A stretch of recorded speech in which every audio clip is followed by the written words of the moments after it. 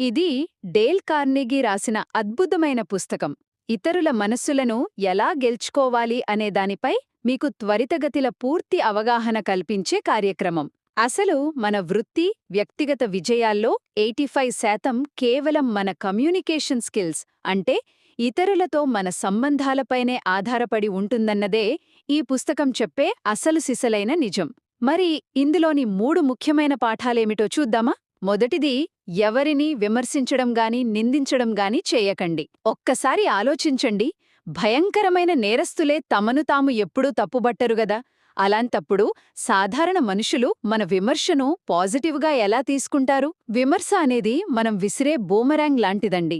ఎదుటివారిని డిఫెన్సివ్గా మార్చడమే కాకుండా అది తిరిగొచ్చి మనల్నే దెబ్బతీస్తుంది. రెండవది, ఎదుటివారిని నిజాయితీగా మనస్ఫూర్తిగా మెచ్చుకోండి. మనందరికీ గుర్తింపు కావాలనే బలమైన ఆకలుంటుంది కదా.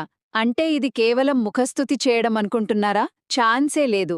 ముఖస్తుతి అనేది ఫేక్, కానీ నిజమైన ప్రశంస మన మనసులోంచి వస్తుంది. కాబట్టి వాళ్ళు చేసే చిన్న మంచి పనైనా సరే ఖచ్చితంగా అభినందించండి. చివరగా, ఎదుటివారిలో ఒక బలమైన కోరికను రేకెత్తించండి. ఒక చిన్న ఉదాహరణ, మీరు చేపలు పట్టడానికి వెళ్ళినప్పుడు గాలానికి మీకిష్టమైన స్ట్రాబెర్రీలు కాకుండా చేపలకిష్టమైన పురుగుల్నే వేస్తారు కదా.